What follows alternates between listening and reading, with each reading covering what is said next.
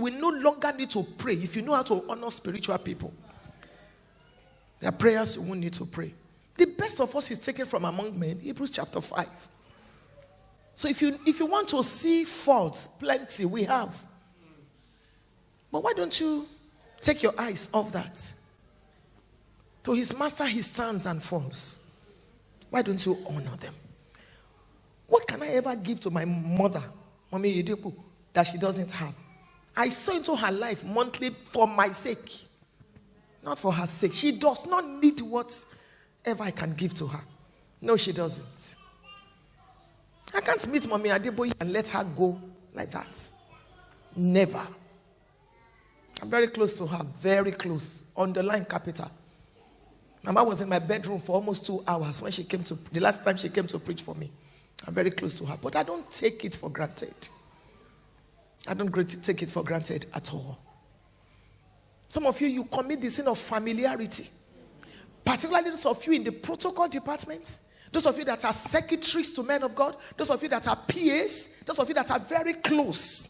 You see them when they get angry with their wives. You see them when they lose their temper. You see their humanity. So you take things for granted.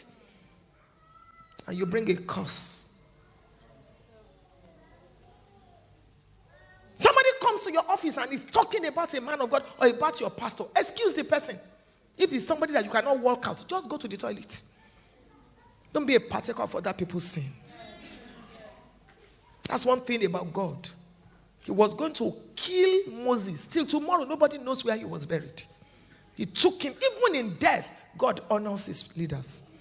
I've been to Israel a few times.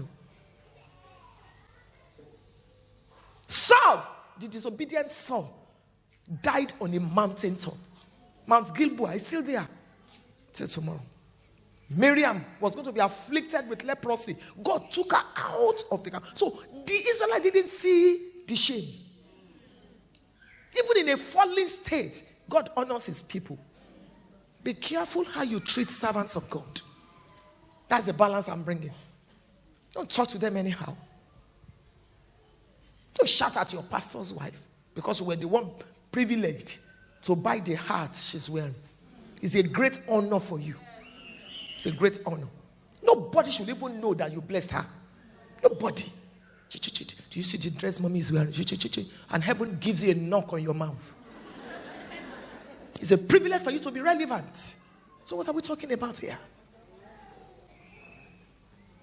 One of my daughters takes care of a certain aspect of my life. She even said to me, God raised me for you, ma. You are the reason why I'm living.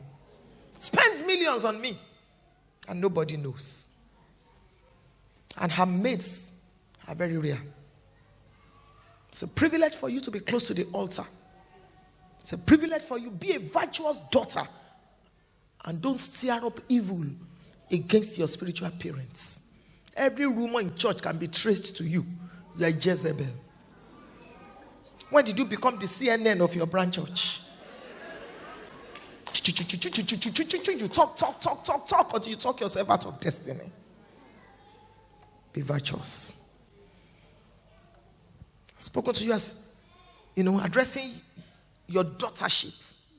I'm speaking to you again as a woman. Women, please, wake up. Some of you are running behind schedule.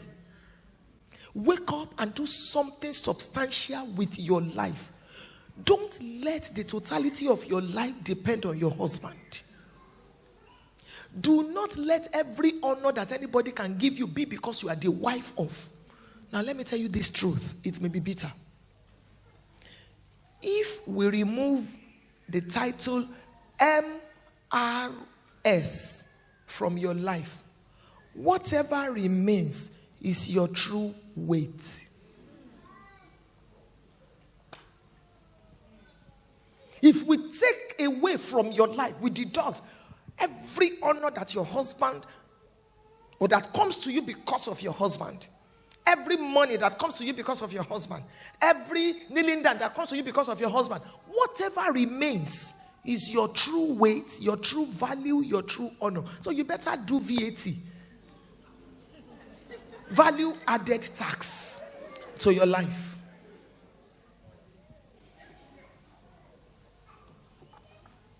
Recently, I looked at my mates and I couldn't find my mates among my mates.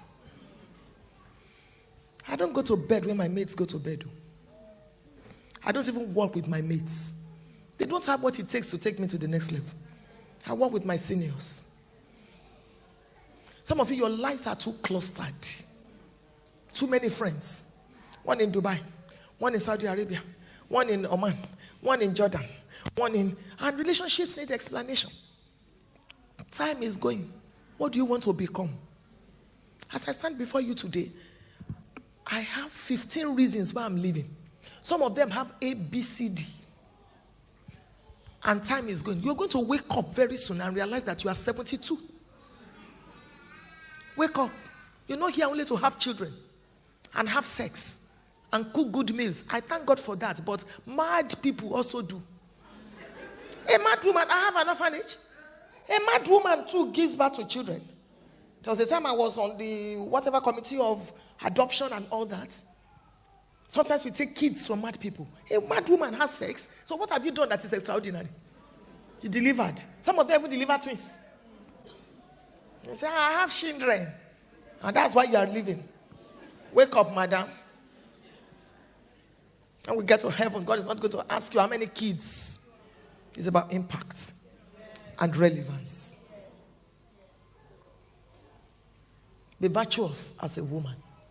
And please, take time to take care of yourself as a woman.